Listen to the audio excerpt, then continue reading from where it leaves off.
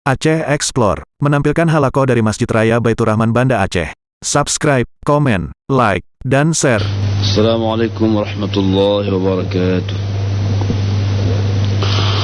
Alhamdulillahilladzi bini'matihi tatimmus salihat, alladzi khalaqa sa'iral kainat, wassalatu wassalamu ala sayyidis sadat, nabiyina wa habibina Muhammadin sallallahu alaihi wasallam.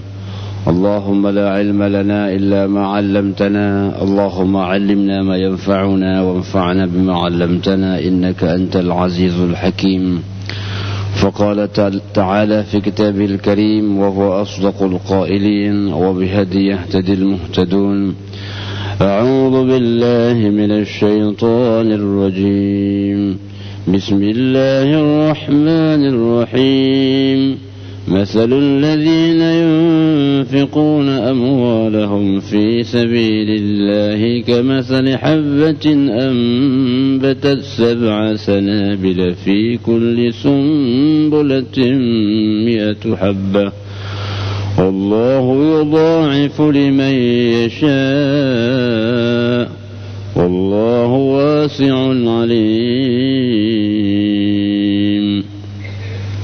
Alhamdulillah, marilah sama-sama kita panjatkan puji dan syukur ke hadrat Allah Subhanahu wa taala, di mana pada subuh yang sangat mulia ini Allah Subhanahu wa taala masih memberikan kita kesehatan dan kesempatan untuk hadir dalam majlis yang sangat mulia ini.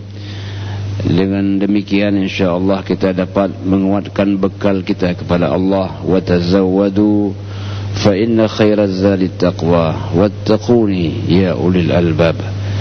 Bekallah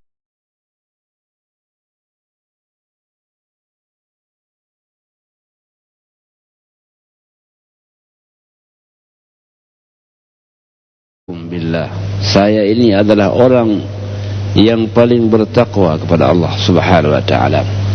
Nabi orang yang hatinya yang paling dekat dengan Allah Subhanahu wa taala. Jadi jemaah yang dirahmati Allah Subhanahu wa taala, baginda sallallahu alaihi wasallam adalah Al-Qur'an yang berjalan. Beliau baik ucapannya, perbuatannya dan semua gerak-geriknya sebagai contoh dan teladan dalam kehidupan manusia. Beliau adalah guru yang terbaik. Beliau yang melahirkan sejumlah para sahabat-sahabat yang diantara mereka adalah orang yang dermawan. Ada juga orang yang ahli ilmu pengetahuan. Maka pada pagi yang mulia ini kita akan membicarakan salah seorang sahabat Nabi sallallahu alaihi wasallam yang sering kita dengar namanya dengan Zu An-Nurain, sahabat yang memiliki 2 cahaya, hamba Allah yang dimuliakan oleh Allah Subhanahu wa taala. Kehebatan sahabat Nabi ini yang menjadi orang yang dapat diteladani sepanjang masa. Jemaah yang dirahmati Allah Subhanahu wa taala, beliau adalah Utsman bin Affan radhiyallahu anhu. Adalah kelebihan beliau jemaah yang dirahmati Allah Subhanahu wa taala yang sering kita dengar, adalah seorang yang sangat dermawan. Tetapi sejumlah kelebihan-kelebihan lainnya adalah Utsman bin Affan orang yang sangat indah wajahnya, orang yang sangat lembut budi pekertinya, orang yang termasuk di antara mereka yang pertama memeluk Islam lewat ajakan Abu Bakar As-Siddiq radhiyallahu anhu, orang yang mengawini 2 putri baginda sallallahu alaihi wasallam. Jadi jemaah dirahmati Allah, sepanjang sejarah manusia, sejak Nabi Adam alaihi salam hingga di penghujung zaman ini, tidak akan pernah ada seorang yang dapat mengawini 2 putri daripada para nabi.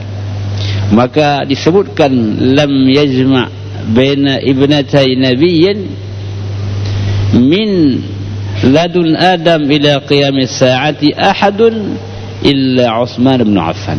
Tidak akan pernah ada orang yang dapat menikahi dua putri Nabi sejak zamannya Nabi Adam alaihi salam hingga kiamat nanti kecuali Utsman bin Affan radhiyallahu anhu. Ini sebuah kemuliaan yang Allah berikan kepadanya, tidak kepada semua manusia.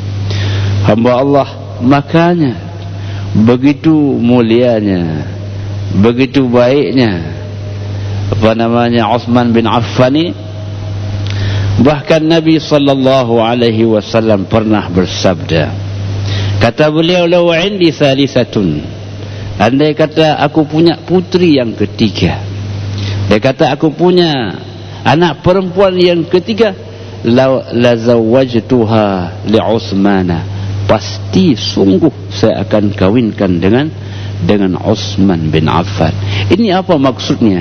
Apa maknanya? Begitulah kemuliaan Utsman dalam pandangan Nabi, orang yang terbaik. Pasti melihat Utsman ini adalah sosok yang memang luar biasa. Hamba Allah yang dimuliakan oleh Allah Subhanahu wa taala, maka tidak salah kalau kita buka lembaran-lembaran kisah-kisah Utsman bin Affan untuk menjadi teladan dalam kehidupan kita.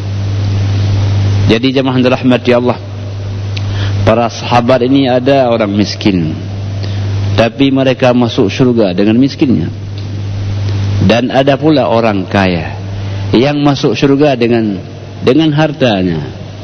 Inilah contohnya, sosoknya Utsman bin Affan. Maka baginda sallallahu alaihi wasallam sabda, "Zahaba ahlud dusur bil ujur." Pergilah orang-orang kaya dengan segudang pahala. Jadi orang miskin ada kelebihannya, orang kaya ada kelebihannya. Hamba Allah yang dimuliakan oleh Allah Subhanahu wa taala, maka dalam semua konteks ini Nabi memberikan sebuah nasihat, sebuah motivasi. Ajaban li amril mu'min, sangat mengagumkan seorang pribadi yang beriman itu. Semua keadaan itu baik baginya, tidak ada yang tidak baik. In asabathu as-sarra, kalau dia ditimpakan sebuah kemudahan, kekayaan, kesehatan, fasyakara, maka dia selalu bersyukur, fakana khairan lahu, dan itu sebuah kebaikan baginya.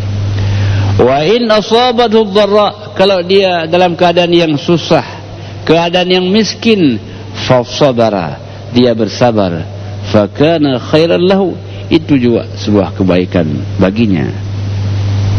Dan tidak akan terjadi hal seperti itu kecuali bagi orang yang beriman kepada Allah Subhanahu wa taala. Hamba Allah yang dimuliakan oleh Allah Subhanahu wa taala, Utsman bin Affan, kemuliaan yang lain adalah beliau bersambung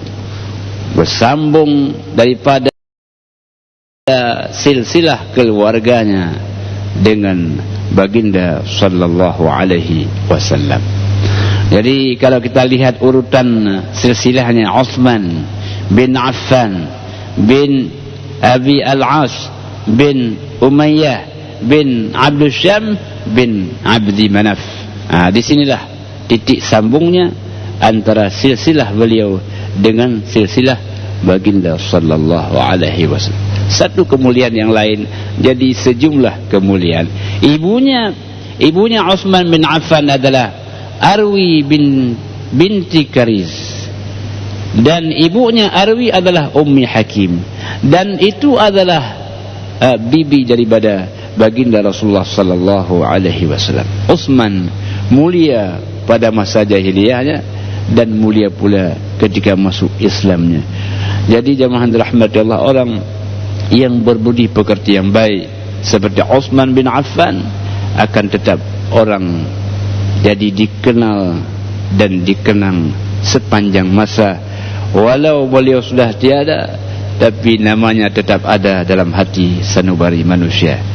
Hamba Allah yang dimuliakan oleh Allah Subhanahu wa taala, inilah yang namanya abadi walau tidak abadi. Jadi sifat karakter itu mengabadikan seseorang manusia walaupun sudah pergi untuk selama-lamanya. Hamba Allah yang dimuliakan oleh Allah Subhanahu wa taala, Utsman adalah Zu an-Nurain. Utsman adalah pemilik dua cahaya. Pemilik dua cahaya li'annahu tazawwaj, karena beliau adalah sahabat yang mengawini bintai an-Nabi sallallahu alaihi wasallam, dua putri Nabi sallallahu alaihi wasallam. Pertama adalah dengan Sayyidah Ruqayyah. Sayyidah Ruqayyah kemudian wafat kembali kepada Allah, dikawinkan oleh baginda sallallahu alaihi wasallam dengan Sayyidah Kalsum. Hamba Allah yang dimuliakan oleh Allah Subhanahu wa taala, Utsman sosok yang secara fisiknya tidak begitu tinggi dan tidak juga terlalu pendek. Beliau adalah penampilan wajah yang berseri. Bertemu dengan Utsman itu akan menyenangkan kita, karena Utsman sosok yang lembut dan wajah berseri. Hamba Allah yang dimuliakan, maka orang yang berwajah berseri ini satu kelebihan, saya merempak syam tersenyum, senang kita. Maka Nabi mengatakan, wala tahtaqir minal ma'rufi syai'a walau an talqa akhaka biwajhin talqa. Janganlah engkau pernah meremehkan sebuah kebaikan walaupun bertemu dengan saudara kalian dengan wajah yang berseri. Utsman adalah husnul wajah, orang yang berwajah baik. Jadi sedekah, di antara sejumlah sedekah itu yang mungkin sederhana tapi tidak banyak orang mengamalkannya, apa? Bertemu dengan wajah berseri. Jadi jamaah yang dirahmati Allah Subhanahu wa taala, wajah ini adalah gambaran pribadi seseorang. Dari wajah orang akan terbaca antara orang yang bahagia atau orang yang sengsara. Maka dalam Al-Quranul Karim, ungkapan-ungkapan wajah ini banyak disebutkan dalam Al-Quran. Jadi jamaah yang dirahmati Allah Subhanahu wa taala, Allah mengatakan, wujuhun yawmaidin musfirah dhahikatun mustabshirah wa wujuhun yawmaidin 'alaiha ghabarah tarhaquha qatarah ulaika humul kafaratul fajrah. Apa maknanya? Bahwa pada hari itu orang wajahnya berseri-seri. Hari apa? Hari kiamat nanti. Kalau ketemu dengan wajah orang yang berwajah berseri, apa maknanya? Inilah orang-orang yang bahagia, orang-orang penghuni syurga. Orang-orang kalau bertemu, waqilan salaman salama, bertemu assalamualaikum, senang, bahagia. Ini orang penghuni syurga. Satu lagi orang yang wajahnya berdebu, penuh dengan keterputusasaan, inilah penghuni neraka. Jadi hamba Allah yang dimuliakan oleh Allah Subhanahu wa taala, Utsman bin Affan husnul wajah, orang yang wajahnya indah, enak dipandang, senang bertemu, bahagia bersamanya, Utsman bin Affan radhiyallahu anhu. Hamba Allah yang dimuliakan oleh Allah Subhanahu wa taala, Utsman secara profesionalnya adalah seorang pedagang. Nah, jadi insyaallah kalau kita pedagang, semoga kita sebagai Utsman bin Affan adalah seorang pedagang. Pedagang sejak kapan? Sejak dahulu, pada masa jahiliyah dahulu hingga beliau masuk ke dalam agama Islam. Jadi zaman rahmatullah, Utsman orang yang memang pedagang yang profesional. Buktinya beliau dan dagangnya, beliau dapat untung yang banyak. Beliau memiliki harta yang luar biasa, dan harta itu jamaah rahmatullah menjadi modal baginya, modal dalam kehidupan dunia dan modal ketika kembali kepada Allah Subhanahu wa taala. Jadi harta itu menjadi sebagai amal ibadah bagi Utsman bin Affan. Sehingga Nabi pernah mengatakan ketika Utsman berikan infak, tidak akan ada lagi mudarat bagi Utsman setelah hari ini. Dengan hartanya, Nabi mengatakan tidak akan pernah ada lagi mudarat bagi Utsman bin Affan setelah hari ini. Bayangkan jemaah dirahmati Allah, kita yang hidup dengan harta yang banyak dalam dunia ini dan juga kita tetap kaya, untuk selamanya hingga kembali kepada Allah, hingga kita meninggal nanti masihlah kita termasuk orang kaya. Ya, jadi itu yang menggambarkan Utsman bin Affan. Karena jemaah rahmatullah, ketika bicara tentang harta ini, hari kiamat nanti ada orang mengatakan mali, harta saya. Hari itu menjadi miskin dia. Lalu dia teringat dulu ketika dia di dunia orang yang kaya dan sebagainya. Maka dijawablah pada hari itu, ma min malika, tidak ada lagi hartamu. Sekarang tidak ada lagi hartamu. Hartamu itu adalah ma akalta fa afnaita. Hartamu itulah yang kau makan dan itu sudah habis. Wa ma labista fa ablait, apa yang kau pakai sudah usang. Wa ma anfaqta fa abqait. Nah, ini apa yang kau nafkahkan itu yang menjadi abadi bersamamu. Ternyata Utsman bin Affan di samping makan, untuk minum, untuk berpakaian, tapi porsi untuk bersedekah besar, sehingga itulah yang membuat hartanya yang abadi mendampingi Utsman bin Affan dalam dunia ini hingga kembali ke alam baqah. Nah, ini jamaah rahmatullah sosok Utsman bin Affan. Hamba Allah yang dimuliakan oleh Allah Subhanahu wa taala, Utsman bin Affan pernah membeli sebuah sumur sebagai sumber kehidupan. Karena sumur adalah air, dan air itu akan memberikan kehidupan bagi manusia. Waja'alna minal ma'i kulla syai'in hayyin afala ta'qilun. Kami jadikan air semua yang hidup. Maka orang yang memberikan sedekah air adalah sedekah yang paling afdal. Dan sebuah tafsir mengatakan sedekah yang paling afdal apa? Sedekah yang paling afdal adalah air. Allah jadikan air sebagai kehidupan manusia. Memang sederhana adanya, mungkin murah pula harganya, tapi besar makna dan artinya dalam kehidupan. Maka Allah Subhanahu wa taala ketika bicara tentang rezeki kepada manusia ini, Allah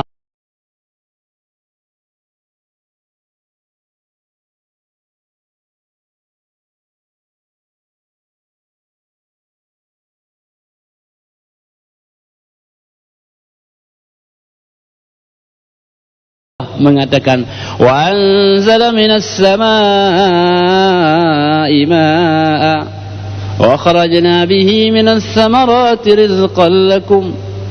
Kami turunkan dari langit adalah air. Air itu untuk apa? Untuk kemudian dengannya tumbuh buah-buahan, untuk dengannya menjadi rezeki bagi manusia. Jadi oleh karena itu jemaah dirahmati Allah, Utsman bin Affan membeli satu sumur di Madinah, ya. Kemudian beliau menyedekahkan untuk kaum muslimin. Maka jemaah rahmatullah, dahulu ada orang yang di sudut kebunnya itu dibikinkan sebuah sumur. Semua orang boleh untuk menikmati airnya.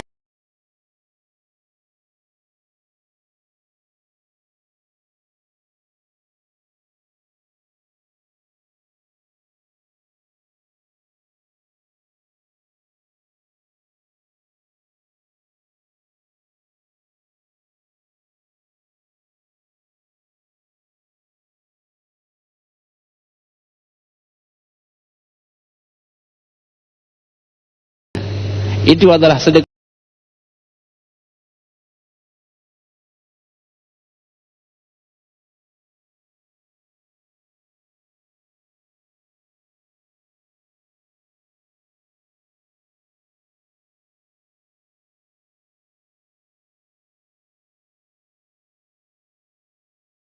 Orang baik tapi belum sampai kepada puncak kebaikan. Kapan sampai orang kepada puncak kebaikan itu? Hatta tunfiqu mimma tuhibbun, hingga engkau memberikan apa yang paling kau cintai. Itu sudah puncak itu. Kalau kita berikan sesuatu yang enggak kita pakai lagi, ya itu baik juga. Hana ada pakai li, dah juga ni, kemudian. Itu pun juga, hana ada pakai li. Lumayan baik. Tetapi belum jadi puncak kebaikan, ya. Tapi bagaimana untuk mendapatkan puncak kebaikan itu? Tunfiqu mimma tuhibbun. Apa yang kau cintai, itu yang kau dapat infakkan. Kenapa demikian? Karena tidak semua orang mampu untuk mengamalkannya. Tidak semua orang. Cukup lagak jam dia. Cantik sekali jam kita ni. Dan sangat kita cintai jam itu. Lalu ada orang, Pak, lagak tak jam dah. Nabi gelung dia. Oh, mah. Jadi itu menjadi puncak kebaikan. Itulah Utsman bin Affan. Kalau kita mampu, apa maknanya? Kita adalah Utsman bin Affan dalam tingkah laku kita. Itu hamba Allah yang dimuliakan oleh Allah Subhanahu wa taala. Jadi oleh karena itu Utsman ini kedermawannya sudah diuji oleh Allah dan diuji oleh Rasulnya. Hamba Allah yang dimuliakan oleh Allah Subhanahu wa taala, Utsman adalah orang yang mulia, orang yang menjaga dirinya, orang yang pemalu, berbuat sesuatu yang tidak baik. Maka orang-orang dahulu kalau sambil mengayun anaknya, ya enggak? Orang sambil duduk sama anaknya, apa dia bilang? Dia bilang begini, uhibbuka warrahman, hubbu Quraisy Utsman. Anakku, aku cinta padamu laksana cintanya orang Quraisy kepada Utsman. Anakku, aku cinta padamu laksana cinta orang Quraisy kepada Utsman. Jadi orang itu begitu cinta kepada Utsman. Maka jemaah dirahmati Allah, kalau kita sering memberi, pasti kita akan dicintai. Maka Nabi mengatakan tahabu. Hendaklah engkau saling memberi, maka pasti engkau akan saling mencintai. Rupanya pemberian itu menyentuh hati sanubari manusia. Bukan pada jumlahnya, bukan pada harganya, tapi kemampuan kita memberi orang lain. Tingat kelun, itu kan. Mungkin hanya harga tak seberapa, tapi ketika kita bawa, dia ingat pada saya, ya. Jadi itu nilai yang luar biasa. Jadi memberi tidak melihat miskin dan kaya, tapi yang bernilai adalah kaya akan jiwanya. Maka jemaah dirahmati Allah, dalam Al-Quranul Karim banyak sekali terma-terma yang kesemua terma itu adalah memberi. Entahkah namanya wasiat, entah namanya hibah, entahlah namanya sedekah. Semua tema-tema itu untuk menjadi orang yang senang memberi, karena al-yadul ulya khairun minal yadis sufla. Tangan di atas pasti lebih baik dibandingkan tangan di bawah. Jadi hamba Allah yang dimuliakan oleh Allah Subhanahu wa taala, Utsman bin Affan adalah sosok yang mencintai dan sosok yang dicintai. Beliau cinta kepada semua manusia dan manusia pun cinta kepada beliau. Jadi hamba Allah yang dimuliakan, hari-hari orang ingat akan Utsman, ingat kebaikannya. Walaupun Utsman masih ada ataupun sudah tiada. Hamba Allah yang dimuliakan, di antara juga kemuliaan Utsman ini, Utsman orang yang malaikat malu kepadanya.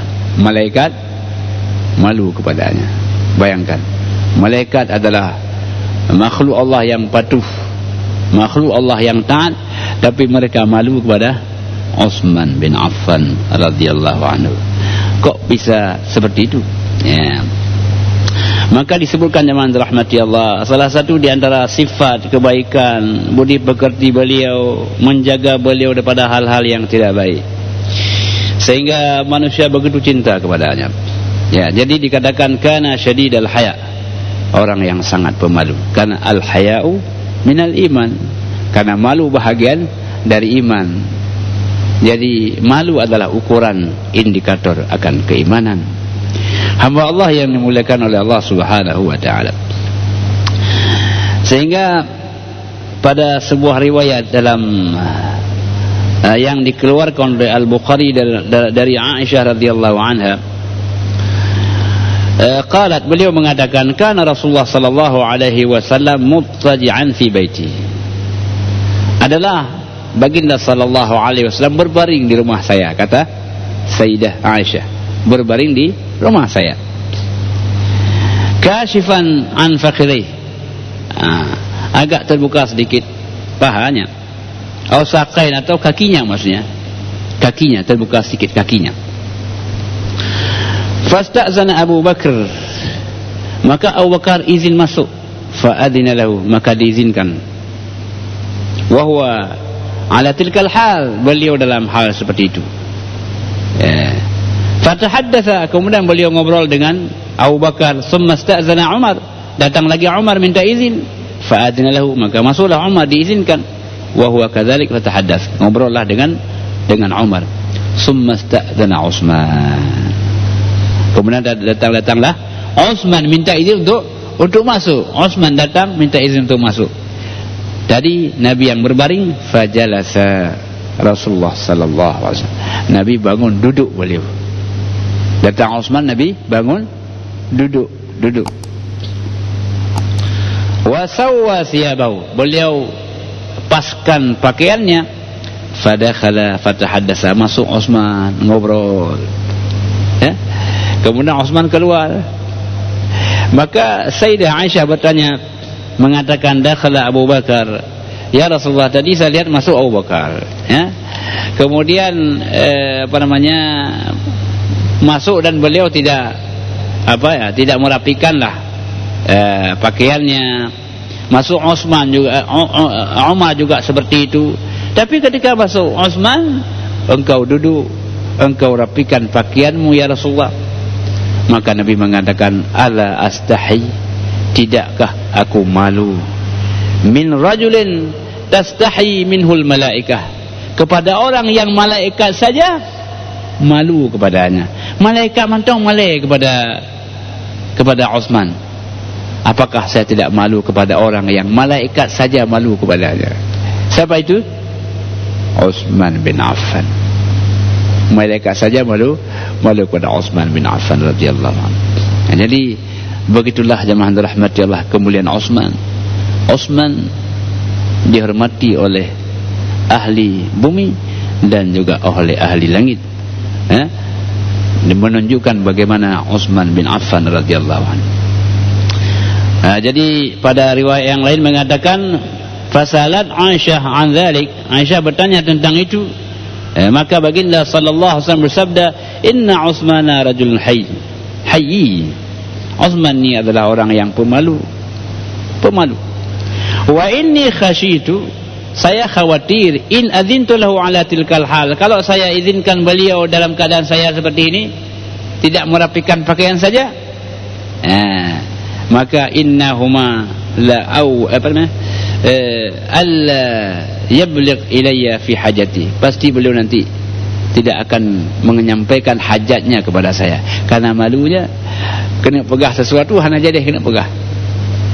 Jadi ini jemaah rahmatullah, bagaimana Utsman bin Affan radhiyallahu anhu. Jadi hamba Allah yang dimuliakan, memang sejuta satu kepribadian baik pada Utsman bin Affan radhiyallahu anhu, yang barangkali kalau kita baca akan menyentuh pribadi kita. Orang yang dengan kekayaannya tapi tawadhu dirinya, dengan harta bendanya orang yang kaya luar biasanya, tapi beliau hamba-hamba yang dicintai oleh manusia, tentu dicintai oleh Allah Subhanahu wa taala. Jadi inilah hamba Allah yang mana harta itu dapat menghantarkan orang ke dalam syurga. Apabila kita dapat menjadikan dia sebagai sarana untuk ibadah kepada Allah Subhanahu wa taala dengan infak sedekah kita, insyaallah harta itu akan menjadi abadi bersama kita sejak dalam dunia kita dicintai hingga kembali ke alam baqa. Jadi hamba Allah yang dimuliakan, kita melihat kipas angin yang berputar dalam Masjid Baitur Rahman ini, tentu apa yang teringat? Semoga Allah memudahkan rezeki orang yang menginfakkannya, kan begitu? Begitulah hamba Allah, setiap apapun yang dinikmati oleh orang lain, setiap apapun yang bermanfaat bagi orang lain, maka sebagaimana manfaat itu dirasakan oleh orang itu, tak kurang manfaat akan dirasakan oleh orang yang menginfakkannya. Dan Allah akan menggandakan pahala yang satu menjadi 100, 100 akan menjadi 700. Wallahu yudha'ifu liman yasha. Allah akan melipat gandakan kepada siapa yang dikehendaki. Kok bisa begitu? Allahu wasi'un alim. Allah zat yang maha luas, dan Allah adalah zat yang maha mengetahui. Luas, ya, luas anugerah, rahmat, nikmatnya. Maka apabila kita memberi, hakikatnya Allah akan kembalikan semua yang kita beri. Allah mengatakan dalam hadis qudsi, anfiq alaika, coba kau beri, pasti akan aku berikan kembali kepadamu. Jadi artinya jemaah dirahmati Allah, Allah menguji kita.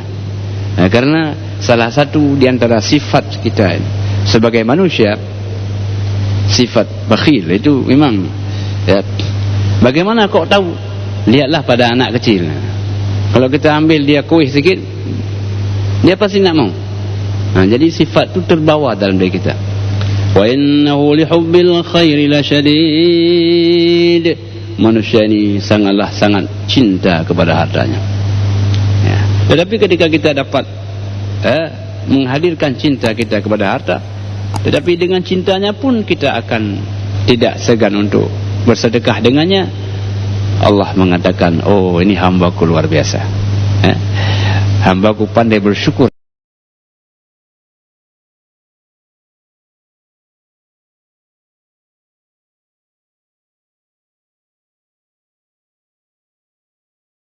dengan hartanya itu. Semoga jemaah dirahmati Allah, harta yang kita miliki, sedikit apapun yang kita punya, kita bersyukur kepada Allah. Syukurnya orang yang punya harta, dia mampu mengeluarkan, membantu manusia yang membutuhkannya. Maka setiap kali kita membantu manusia, Allah akan membantu kita. Demikian yang dapat kita sampaikan. Hadanallahu wa iyyakum ajma'in. Wassalamualaikum warahmatullahi wabarakatuh.